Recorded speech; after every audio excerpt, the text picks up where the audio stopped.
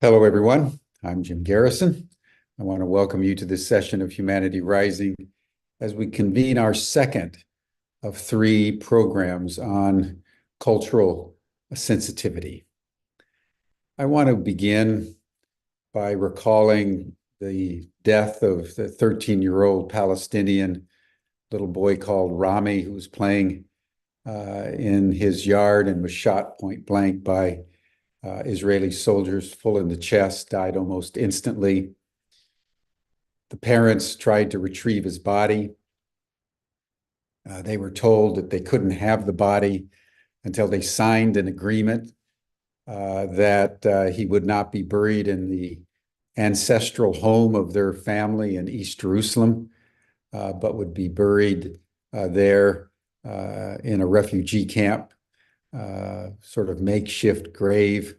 They, so far as of today, have refused. And so we're in one of those extraordinary moments of both unspeakable evil and unimaginable resistance over the body of a 13-year-old boy. He's not been unique. There's been nearly 120 young boys and girls, many preteen, that have been killed on the West Bank alone since the latest incursion by the Israelis. I heard a report today that not only has Rami's parents refused to sign, but so have 65 other parents refused to sign. So the Israelis are in possession of 65 dead bodies that they've killed, that they're refusing to give to the parents until they sign a contract of submission. It's an extraordinary level of evil. I think the only other country in the world that does this is the mullahs in Iran, where, like in Israel, when they shoot the kids or the people in their early 20s, they demand that the parents sign an agreement. They won't turn the funerals into any kind of protest. Last night, the Israelis continued the high-tech massacres, which is basically what's happening on civilian areas in Rafah. To date, over 400 people in the last month, 2 months, have been killed by the Israelis as they've been offloading food from humanitarian trucks. Nearly 150 distribution centers coordinated by the United Nations have been bombed or demolished, where the people are congregating to get the humanitarian relief. And 165 UN officials have been killed by the Israelis. It's extraordinary. It's the highest rate of UN staff killed in the entire history of the United Nations,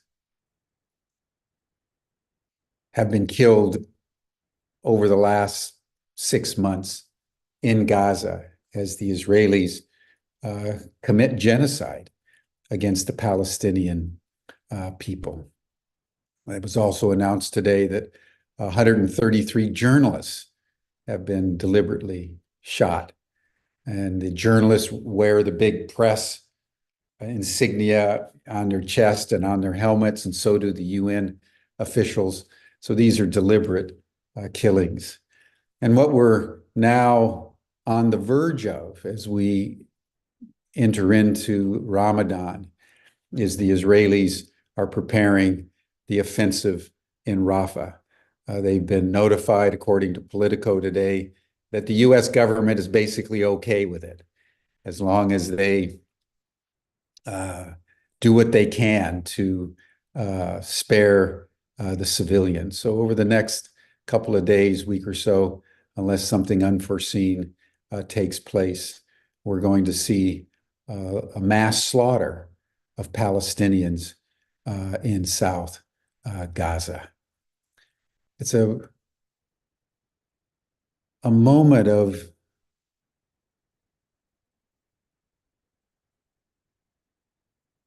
it's hard to know what word to use in the English language to describe this level of deliberate, intentional slaughter of children and women and civilians. It's something that's hard to take in. And every day as I prepare my openings for Humanity Rising, I almost seek to avoid talking about Gaza. And then something comes up from inside the depths of my soul and says, bear witness. If nothing else, we can bear witness. So that's what we do, is just bear witness to something that brings shame on our humanity,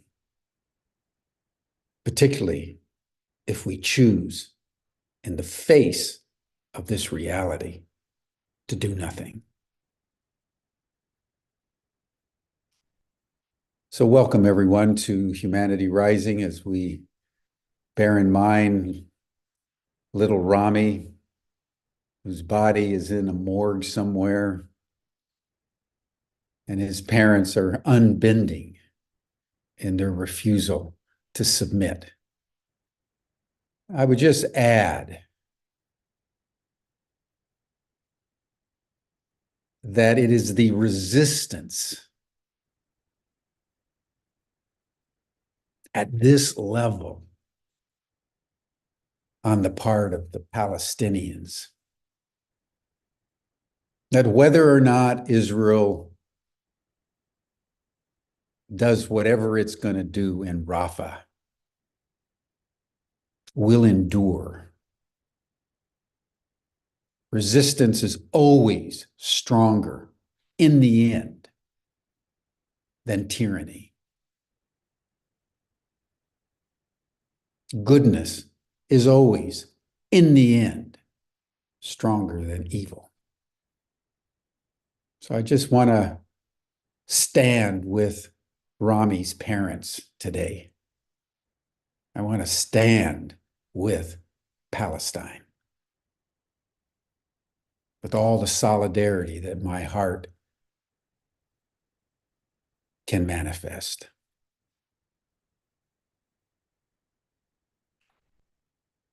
I'd like to now turn to the subject that we're dealing with today, and that is cultural sensitivity, cultural tolerance, how cultures can come together in a way that is healing, in a way that is creatively sourced out of the diversity when two cultures come together.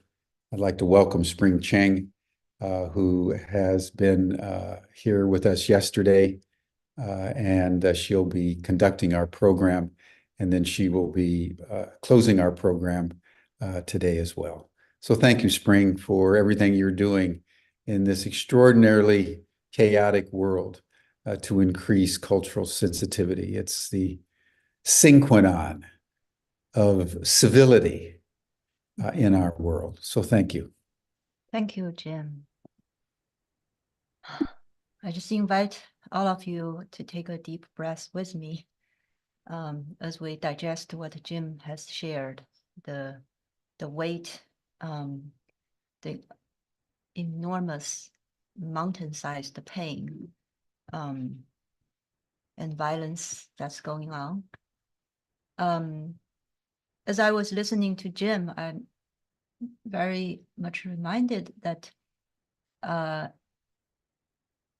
think it's the wheel of history is teaching us a lesson that, Israel and the United States on certain level can be claimed as the most advanced or developed country, or according to certain narrative, they are being looked up as some kind of leader or model.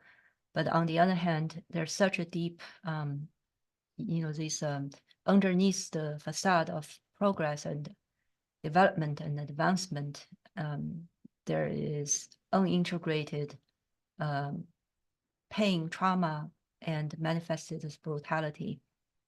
So I'm always wondering, what if we actually rewrite our narrative of human history and look into those indigenous tribes that have been living in peace and harmony and a sustainable way for a long period of time? What if we look to those civilizations and culture as our model, as a sign of development and maturation and maturity and advance, a sign of advancement?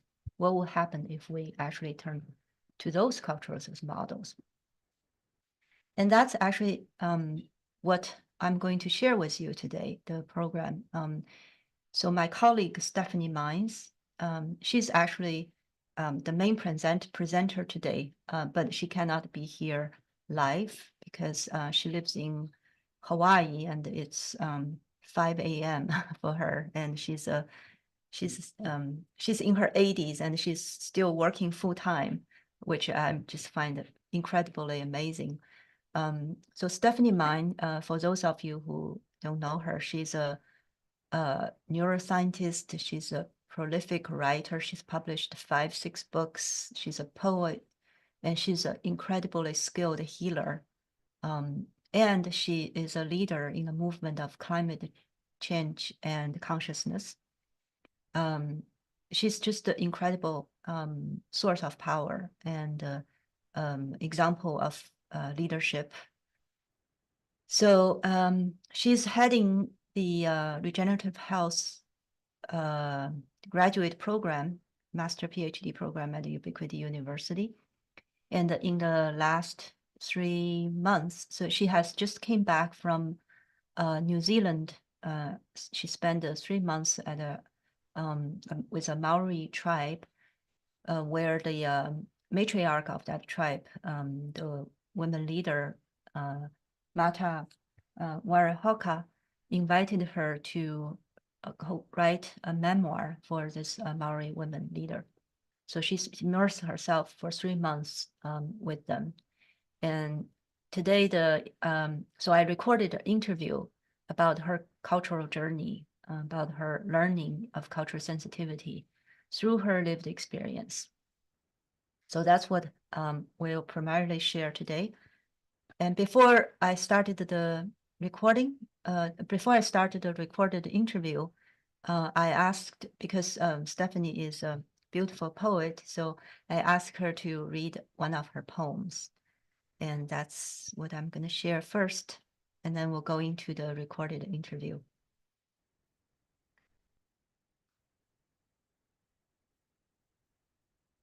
So in response to what Jim has shared about the atrocity in Gaza, actually this is kind of perfect because Stephanie wrote a poem about unity and separation. And I find that piece of poem can be probably a great reminder at this moment of tragedy, of the larger truths of unity of life.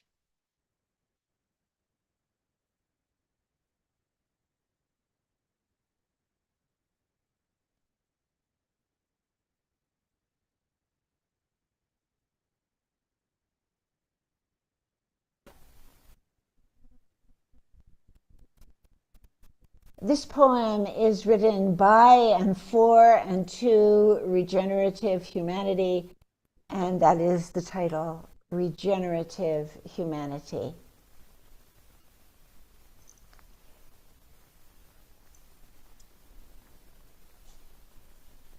What links us together is greater than what keeps us apart. like the gold that fills the cracks in broken pottery in Japan, we solder our fragmented human family with the undying truth of connection. This is what alchemizes despair.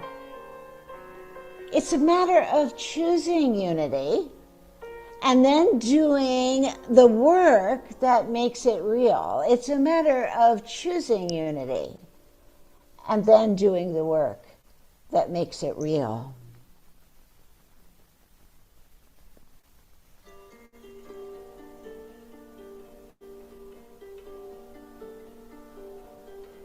As people like the Māori, who endure the worst of evil, even genocide, rebound, as the desert in the Sahel blossoms with fruit trees, when people from Senegal and Mauritania feed their families by feeding the earth, people who were previously at war with each other, joining forces to feed their children.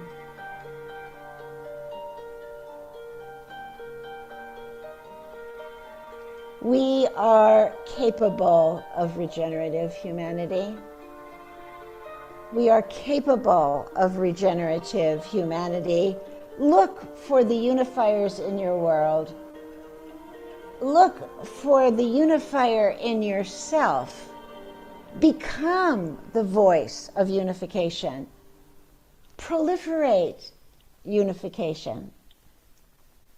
This is the way forward, so that we reclaim regenerative humanity.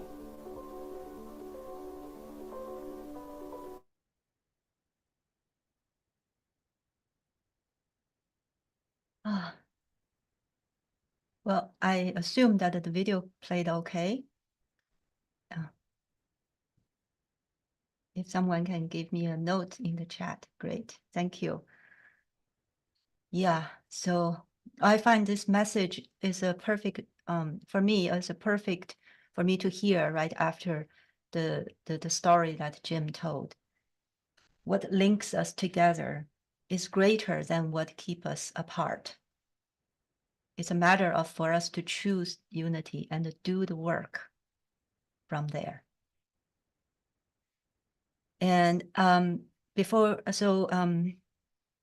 another piece of information that is also fitting in today's picture is that the place that Stephanie visited, Airota, New Zealand, the Maori, where the Maori people lives, it is actually the origin of nonviolent resistance. That it is Maori people who have adhering to the spiritual principle of their tradition. That's the way they adopted in face of the British colonizer, and their way of nonviolent resistance has influenced Gandhi, who have took it back to India and then made it a nationwide movement.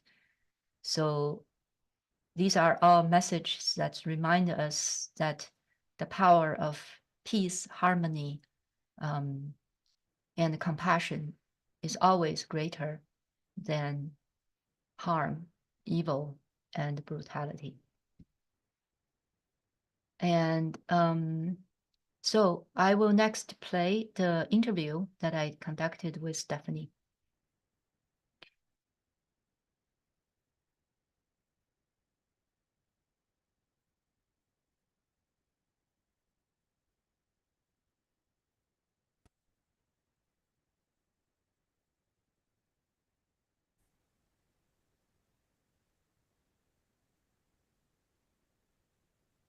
Hey, Stephanie, welcome to this. So today we're here recording for the day 2 of the Summit of the Art of Embodied Cultural Sensitivity. Stephanie, can you start it by just tell us a little more about your own cultural origin? Yes, I was born in the Bronx, New York Mhm. in 1944, so I'm 80 years old. And this environment into which I was born was a multicultural, multilinguistic environment. My family immigrated from Eastern Europe, from peasant and impoverished background, forced out of their homelands by genocide, by oppression, and came to the US in the hopes of finding something better for themselves and their offspring. They didn't do very well in the US. My grandfather's background was as a tailor. He wasn't able to continue that profession. He became a candy store owner, and that candy store failed in the Depression. My grandmother comes from the peasant background of Russia, my grandfather from Poland. And I grew up in a poor, struggling environment where everybody lived in proximity to one another in this tenement neighborhood that was also a kind of meshwork of different cultures that I was prohibited from being in contact with. I was instructed to only stay with people of Orthodox Jewish background, which I found very, very difficult because I was so curious and interested in everyone. And in the congregation area of my family, which was my grandmother's kitchen, the dominant language was not English. It was Russian and Polish, but more so it was Yiddish, which is a colloquial language of, I would say, poorer Jewish people. And not even really a written language except recently. And by the time that my grandparents were starting their lives, they were in US, there were some Yiddish newspapers. Yeah.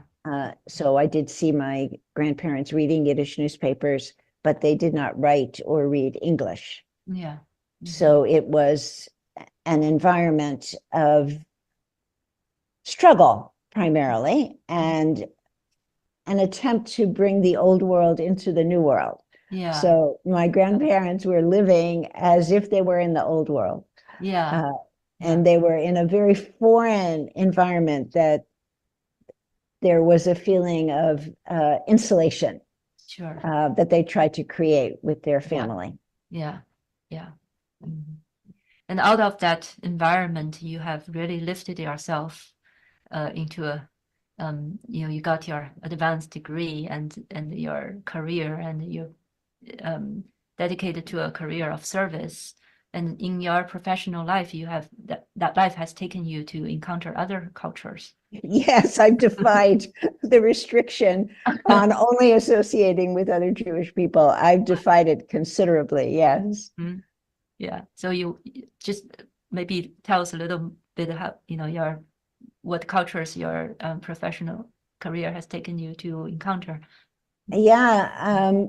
The first culture that I think I immersed myself into, the extent that I learned the language, and I do want to emphasize that learning the language of another culture is truly immersing in it. And so when I started teaching in Mexico, I'm so grateful to my students, let me say, because it's really my students that have brought me into these other cultural environments and offered me the opportunity of immersion. So my students brought me to Mexico, and I felt compelled. I felt from my heart that in order for me to teach in Mexico, I had to learn Spanish. So I did my best to immerse myself in Spanish language learning and to feel into the cultures, the many cultures of Mexico. So many diverse cultures there. And I was fortunate to experience some of them, the mestizo, as well as the indigenous people.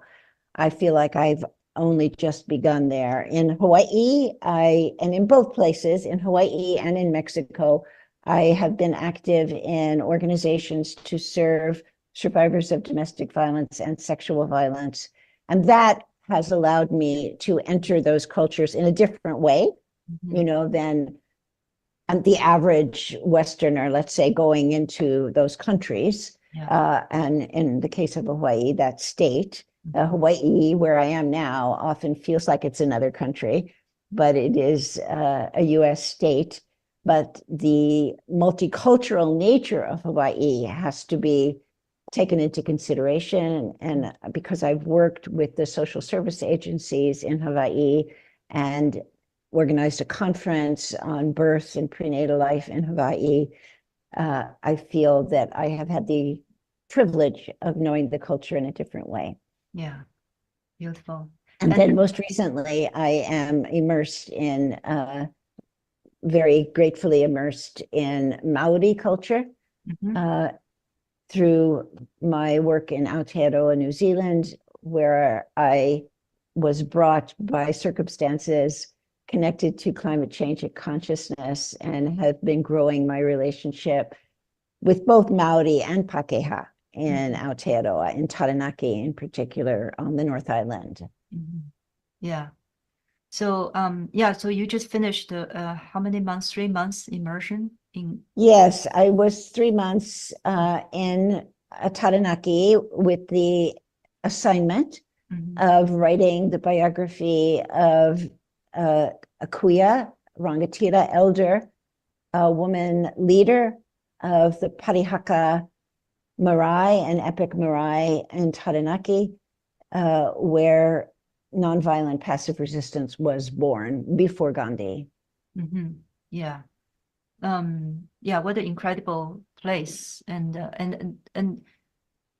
what you just mentioned, maybe briefly, because I don't know how well people know that this place is the origin of nonviolent communication, because often, before I know you, I always associate with Gandhi's movement. And that's going to be one of the purposes of the book, I believe, because I think this is largely unknown, that Māori, led by some stunning leaders, the most recognized is Tuviti o Rangamai, because he was the most articulate spokesperson of nonviolent passive resistance and the strategist, really, of this very effective movement against the genocidal action of the British colonizers, who, upon discovery of this verdant land, wanted to confiscate and did confiscate it from the Māori people.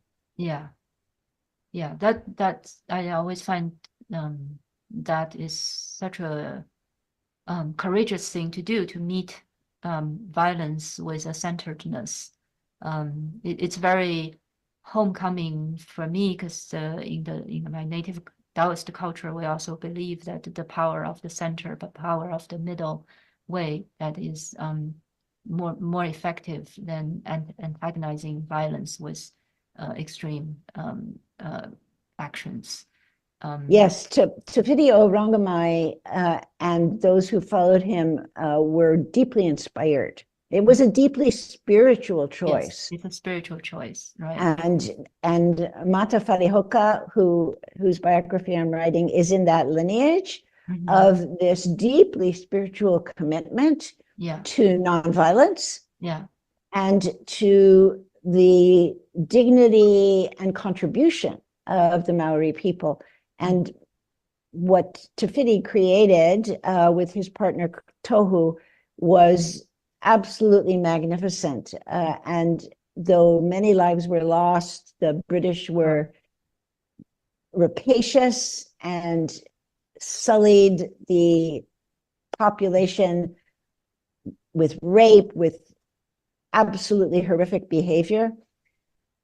Nevertheless, the Maori were staunch in their nonviolent certainty that they would survive and that they would revive their culture, which they have been doing since then and are still doing to this day. What an incredible place to be. So in our earlier conversation, when I asked you about your experience in Maori, you said something when engaging with a culture radically different from our own, a deep, respectful listening is necessary.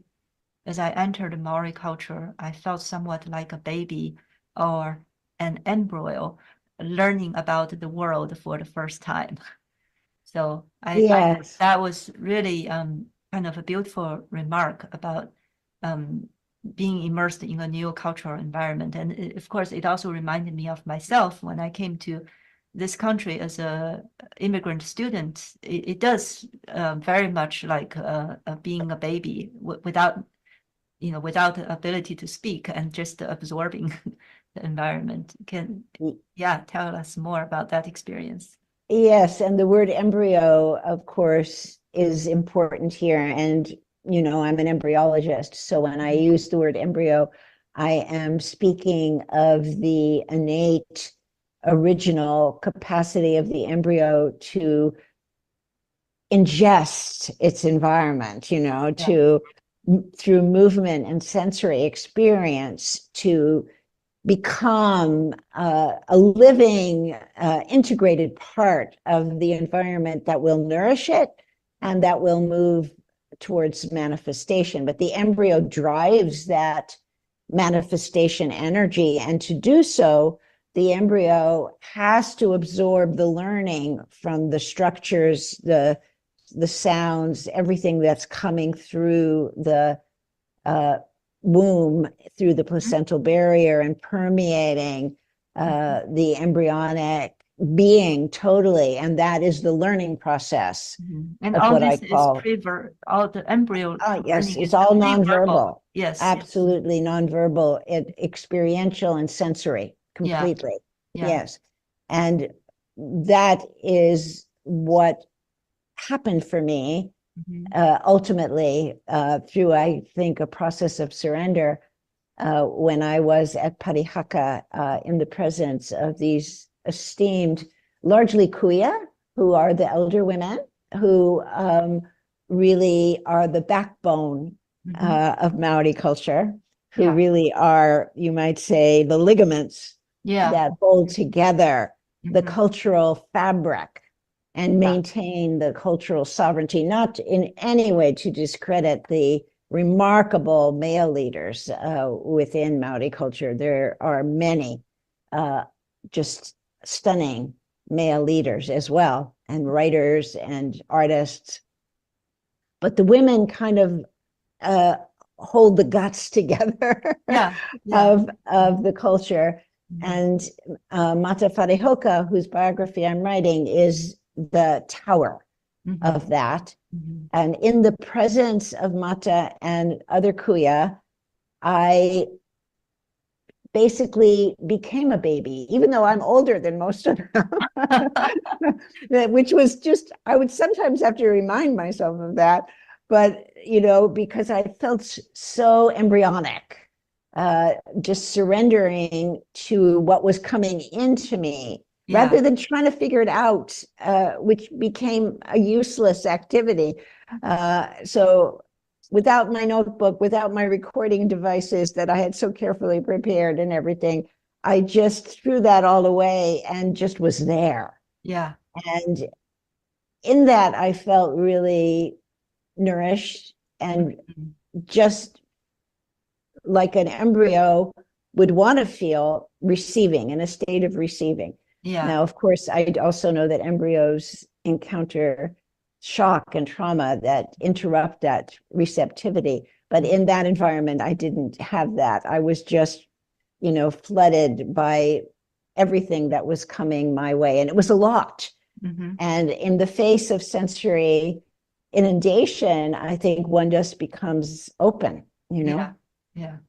I find this is fascinating because, your most forward personality, you have lots of words, you are a big presence in the field, you are highly educated, highly versed, you are a leader, and then you change to another environment and you become a baby, and that like in not invisible, not invisible in the like being oppressed sense, but you have to make yourself in the background, and that does that clash with your primary personality? Does your at night your primary personality will say, "What happened to me?" Yes, sometimes absolutely did. But yeah, so I want to be clear that I was never disembodied. I was actually very embodied throughout. Yeah. Yes. I wasn't disassociated. I wasn't spaced out. Quite the opposite.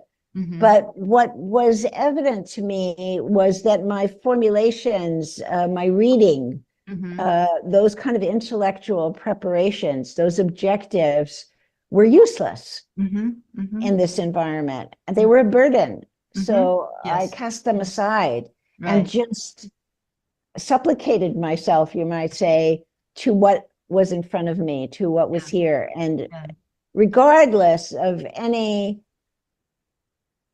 projections that I might develop, I just ended up kind of falling in love with everything in the environment, even though it was difficult because I was the stranger in the strange land. I was the non-Māori. I was the white woman. I was the intellectual. And so I was the odd person. But simultaneously with that, which I did feel that, but I felt really welcomed in a way that was not articulated. I felt loved in that environment, even though there was something, I don't even know what it was, that allowed me to feel safe in that environment. Well, safe to be empty, you might say. Yeah, safe to be a baby. Yeah. Yes. So several things come to my mind as I listening to this. One is that your decades of experience in energy medicine, in a way, kind of opened up your channel so that you can be a sponge in that environment, can receive energy.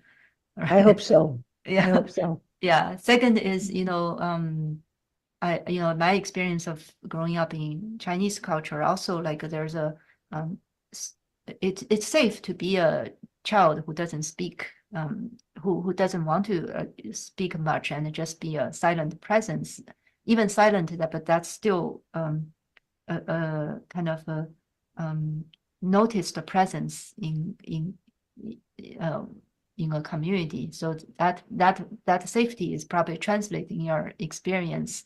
And and it's curious, because very little is known about Māori, but the common thought about Māori is that they're warriors, that they're fierce. That's probably the association that many people have with Māori population, and that is true. There is a ferocity about them, but this is a very loving and respectful and dignified and artful people. Deeply related to the land and to the elements. And at one with the environment. Well, I think that's usually, the warriorship is there to protect that oneness, to be a steward of that wholeness with people and the land. And but for people who are not tuned in for that oneness shared by the people and the land, maybe from outside, it's easier to see the warriorship. And also I want to comment on what you just described, that your way of being with the Māori culture, because in day one we're talking about our left and the right brain of perceptual lens. The left, in the Western dominant culture, there's a overuse of the left analytical brain, where, like, you talk about the notes, the book, the recordings, the journaling, the need to know, the figuring things out. It's the left brain part of us. And when you are there, you actually realize that part of a brain needs to take a back seat.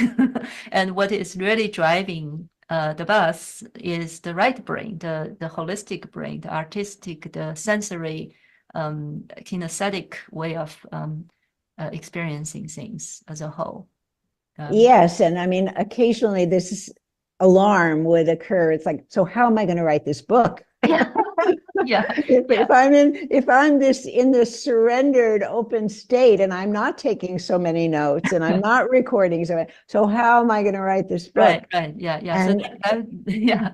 The left brain cannot fall asleep on the back seat. It needs to wake up and to notice what happens. Yeah. So I want to move on to the next kind of a point that grabbed my attention when we were talking. This dynamic of you coming from dominant cultural paradigm from the Western world, which historically, there's such a tragic dynamic of the people from the Western world has exerted violence and violation on people in the land of the Māori. And so that dynamic is bound, it is still present. I'm assuming that's bound to be showing up. Can you say more about that? Yeah. Yes. So in Aotearoa, the word for white people, usually referring specifically to the white Europeans who colonized Aotearoa, is Pākehā. Mm-hmm. And Pākehā is the white people that are there, and that definition would overflow to me. Am I Pākehā?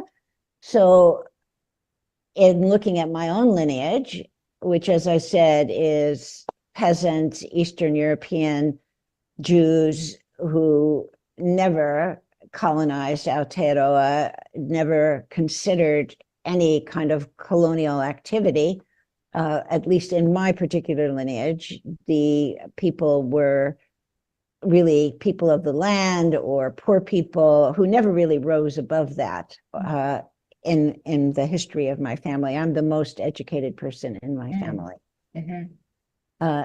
So knowing that, I know that from that standpoint of the word Pākehā, I don't qualify, but I look like I do qualify. Mm-hmm. And so when it was directed toward me, the accusations associated with Pākehā, which is that they co-opt, that they take, Mm-hmm. That they use, that they extract, I have to accept that projection onto me. Mm-hmm. And I have to do that without feeling shame. Mm-hmm. That's very important because I have to be conscious of what I'm doing when I bow to that accusation and humbly assert with my heart that I will not do that. I will not co-opt. I will not take. That my intention in writing this book is to honor Mata Wharihoka, her family, her lineage, her intention, and the mantle that she wears of nonviolence and cultural sovereignty. And why would I be chosen and selected as the one to write this book? I question that vociferously and come away with the word unity, that we are a united people. We have these differences. We have these cultural differences that are sometimes quite stark, but we are a united people. At this grassroots level of my people's experience and Mata's people's experience, we are one people. And it is in that unity that we can triumph over horrific circumstances, as Māori have done successfully. Māori have triumphed over genocide. And they have great teachings to offer the world because of that. And for me to be the voice of that is a statement about unity.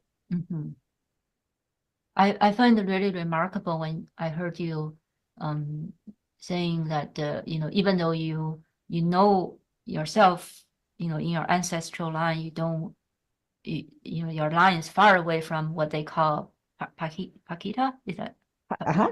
yeah?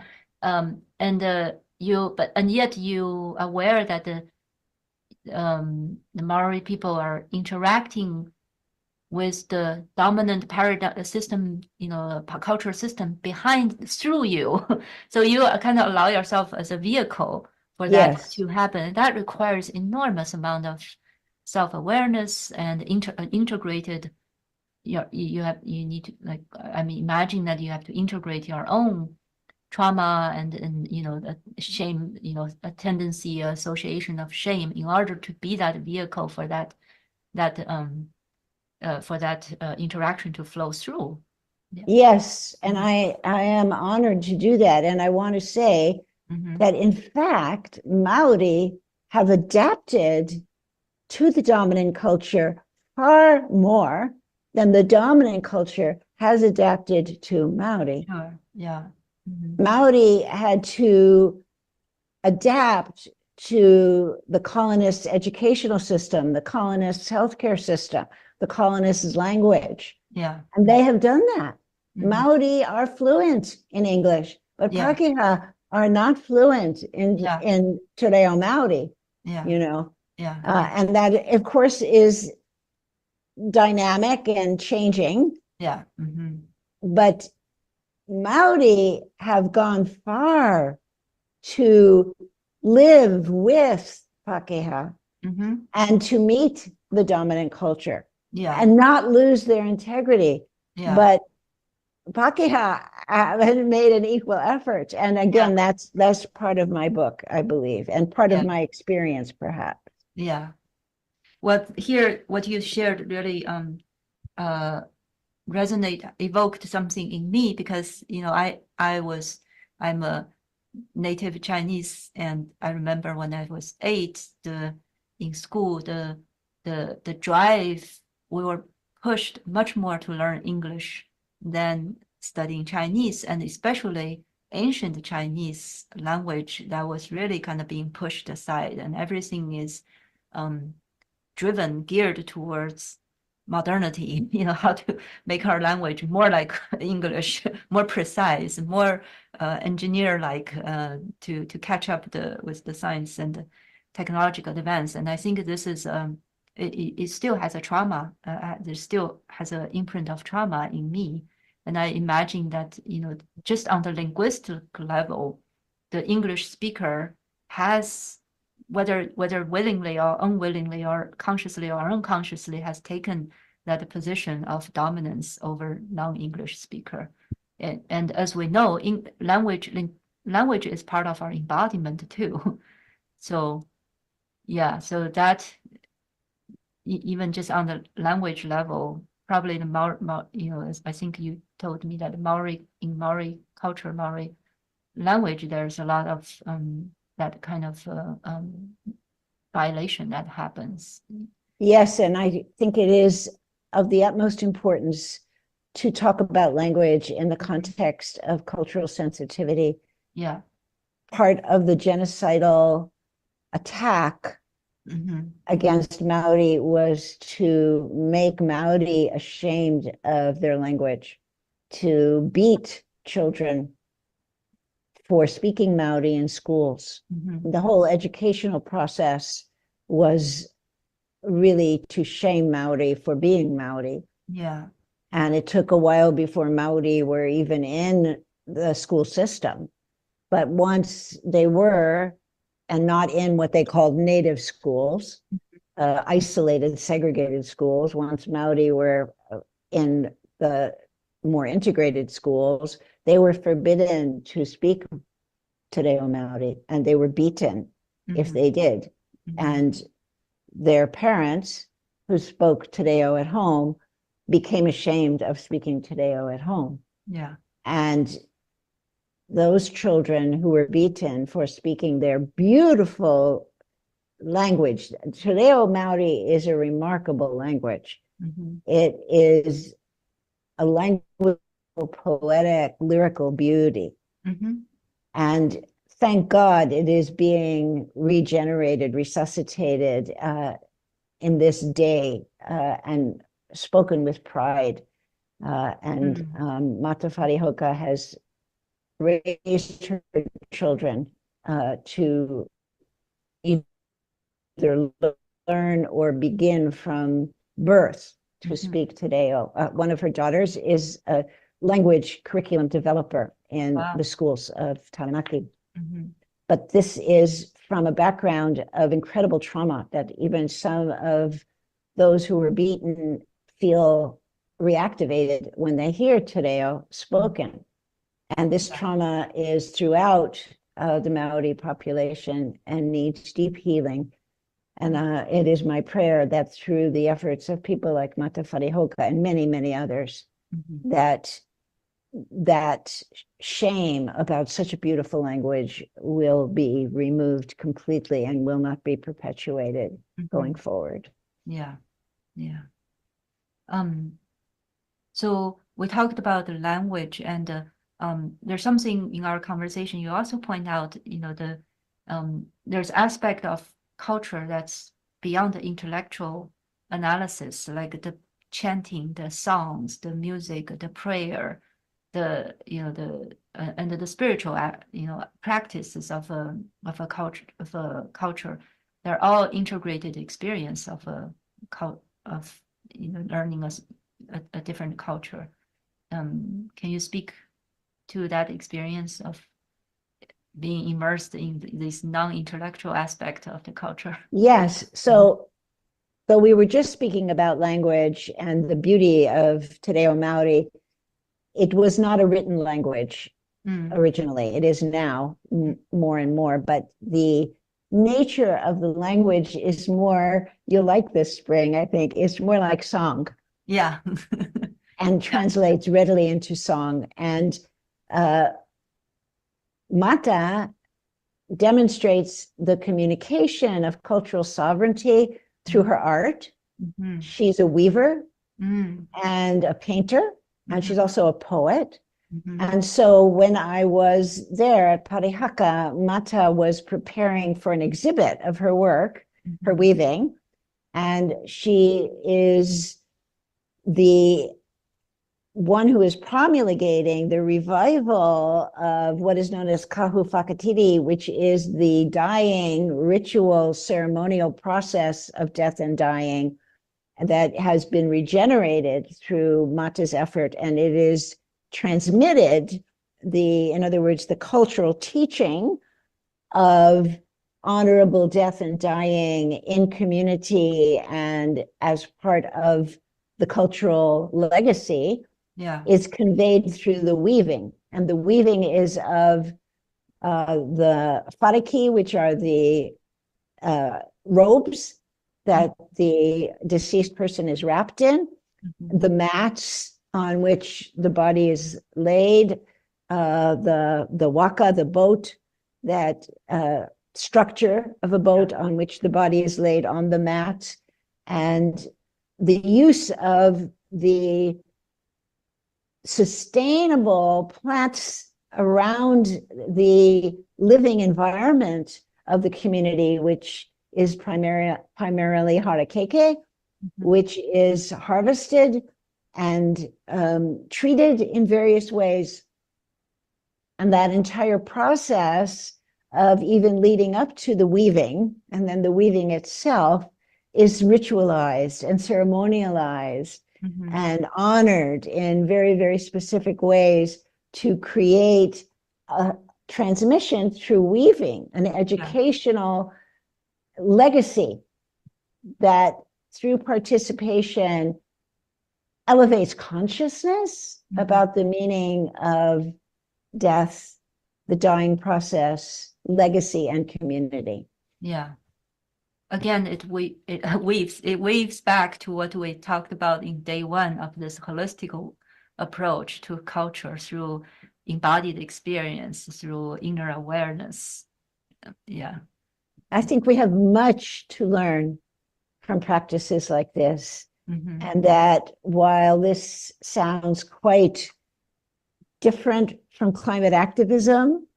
You know, if you reflect on it, you see that this is climate It activism. is, yeah, totally. Because climate is a largely a human cultural issue.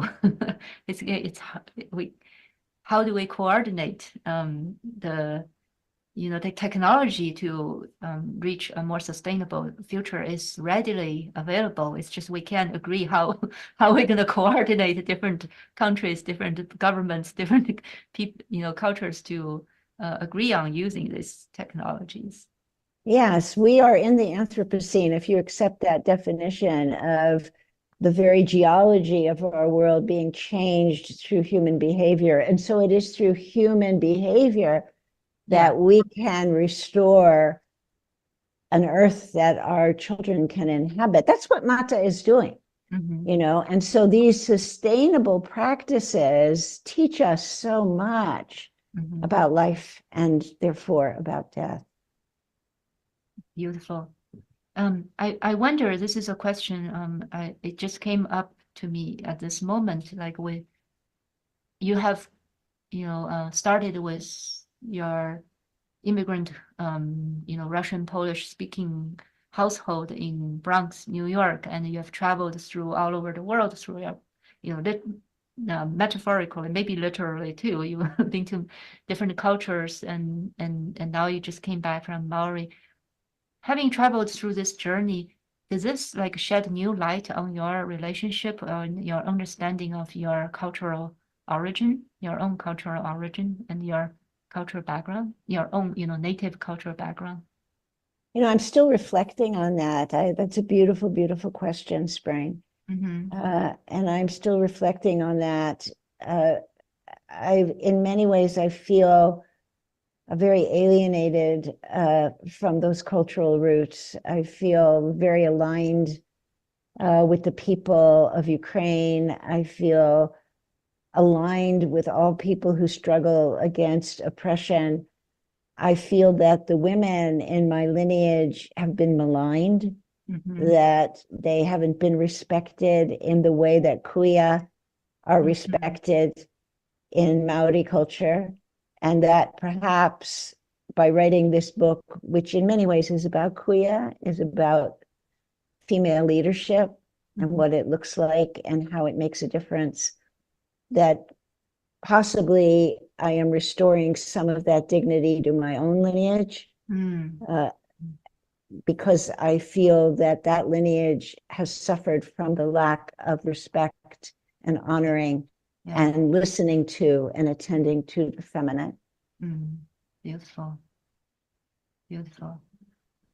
Well, thank you for you taking us on a journey to the Aotearoa and with Maori people, and you've shown us your way of being humble and listening and surrendering to what's there in the being, and having the doer on the back seat of the bus, and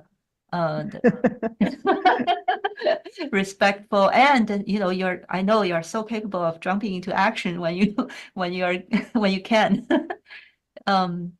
Yeah, so anything else you would like to add to? Anything else you want to?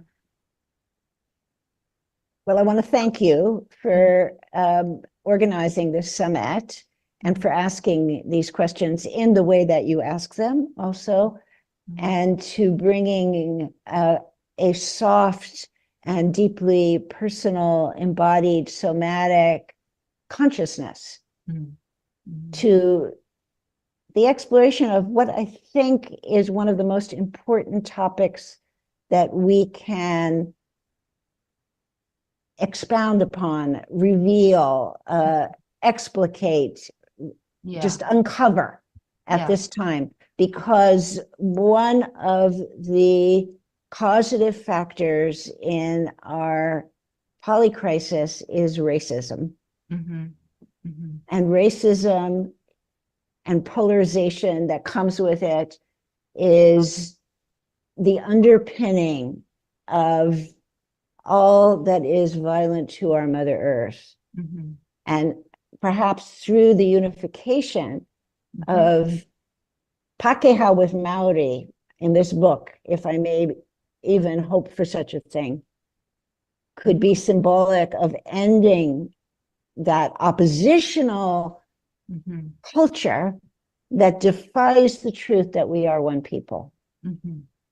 Thank you. Thank you for this beautiful, beautiful vision.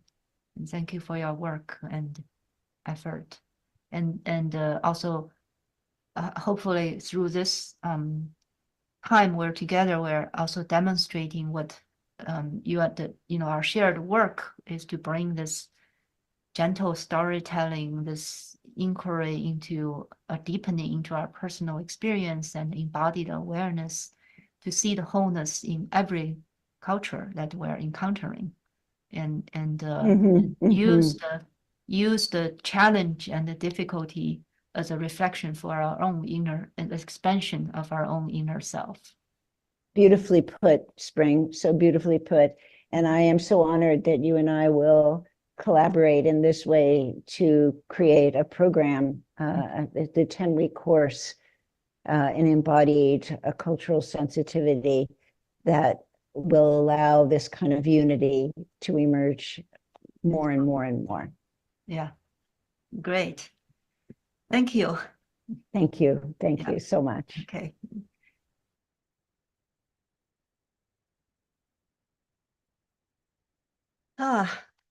We're back. I will soon I invite people to put their remarks, your insights. A lot of people already did, but if anything that have caught your attention that you feel resonated, or questions, into the chat. And meanwhile, I want to share a few images that Stephanie has sent. This women leader she writes about, Matawari Haka. There's some beautiful images that I'd like to share. Hold on, let me figure out how to do that.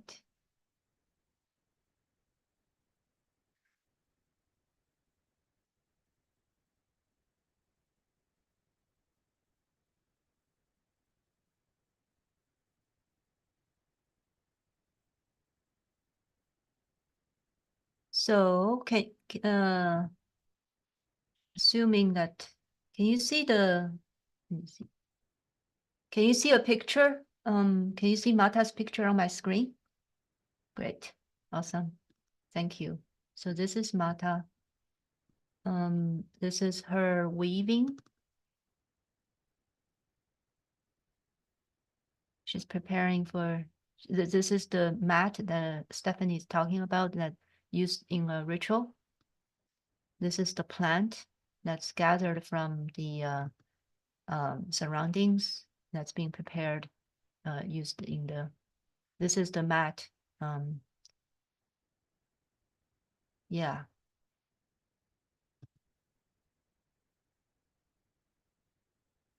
And like many of you have said, this is the kind of practice that we need to go back to learn from indigenous culture, and also just to create from our own environment,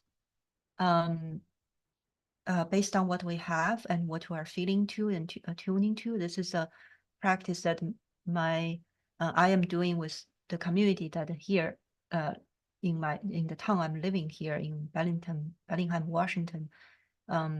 We are making our rituals and ceremonies based on what's being present and available for us. And this is one aspect I'm going to bring into this 10-week immersion course, cultural sensitivity, because we got to start to learn and recreate these embodied ritual ceremony. And since we got a time, I'd like to share one more poem that Stephanie read. I just love watching her vitality. You know, she's like a quintessential, like the example of what's the word? The Crone, yes, that's the name of her Substack, Crone Speaks.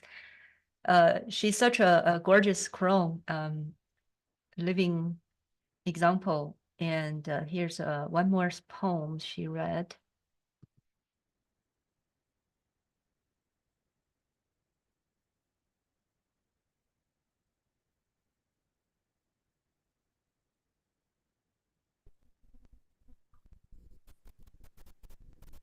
This is a poem for my homeland, for the land of my ancestors. So a lineage poem called Belarus.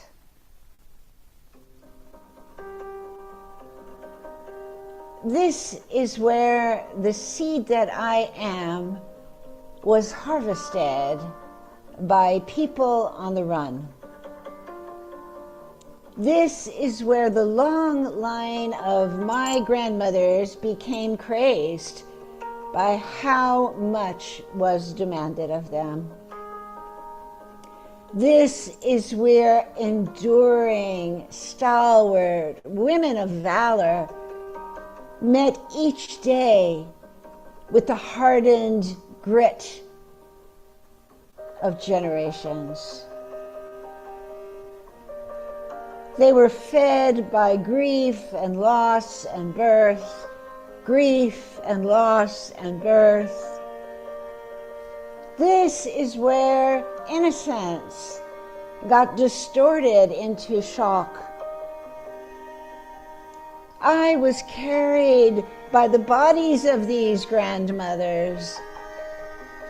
I was schooled in their longing for peace. I am a child of Belarus. I am a child of ravaged human dignity. I am a child of ravaged human dignity that fights back, that perseveres, that is persistent, that protests, that fights back. I am a child of ravaged human dignity that loves with poetry, with touch, with science, with poems, with insistence, and with chutzpah, with outrageous ideas, with a brazen mouth, with rebelliousness, with action, with prayers.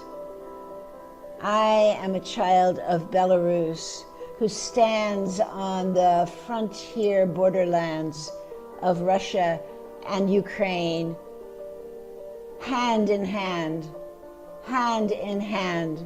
with the people who are determined to see the new world.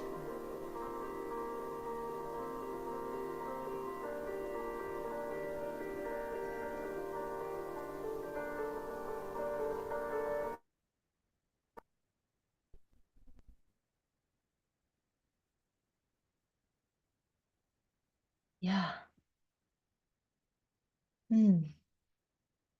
Gorgeous.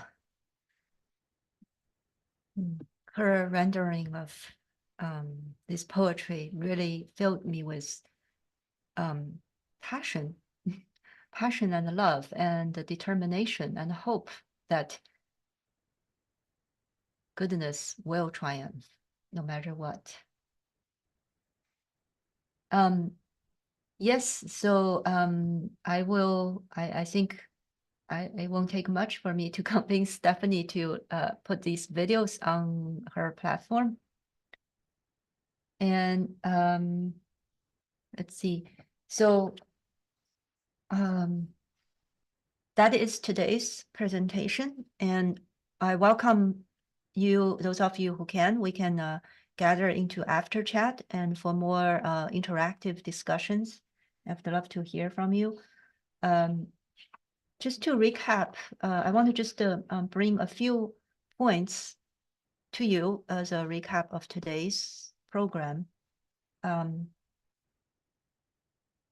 in the face of violence and hurt, it's very easy for us to be kicked into this reactive mode of fighting back with the same kind of with some kind of that same kind of violence. And what Maori people and the nonviolent resistance movement have shown that, yes, we need to harness that warriorship, that fighting instinct, not fight against, but fight for what we believe, what we love. And there's even though it's subtle, but it creates a huge difference, subtle but powerful difference, that as a warrior, are we fight against something or are we fighting for something? Are we led by our passion to and commitment to fight for something?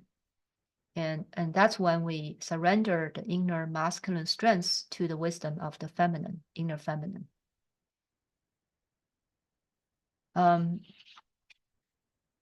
And another important point in our conversation with Stephanie is that the cultural learning is much more beyond intellectual analysis.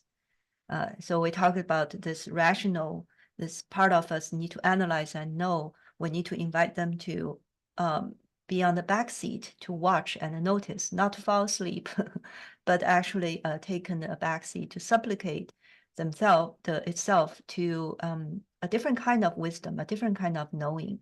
And that's the center, the core of this program. We want to offer people to come to experience and create with us.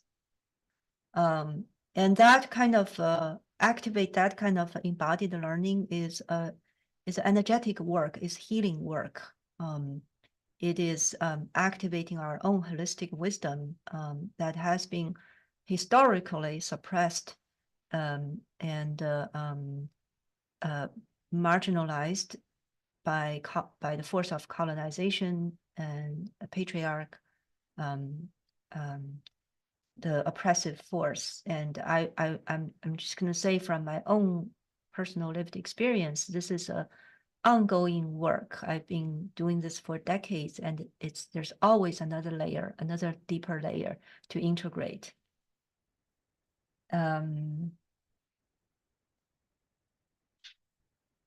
So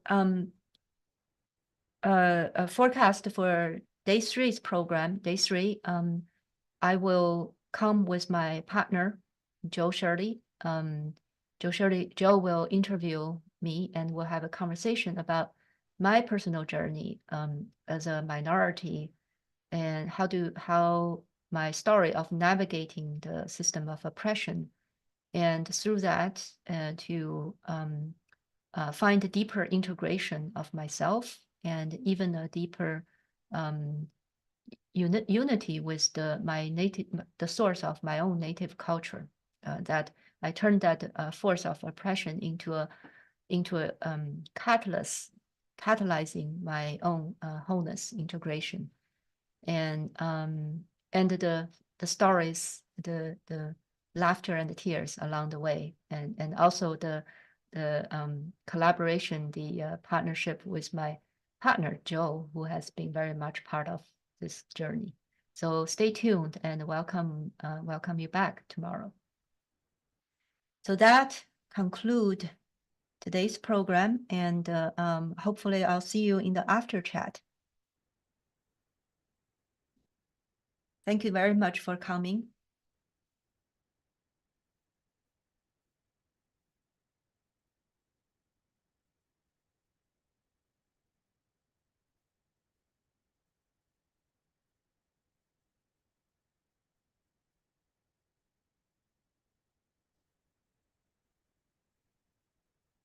Thank you.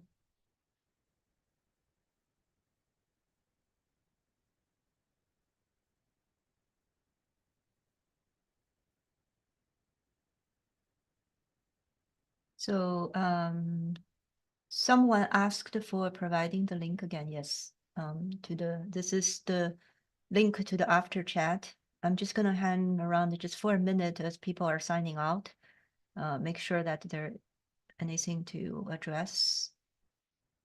Jim cannot, he's occupied with another engagement, so we're going to just conclude today's program ourselves.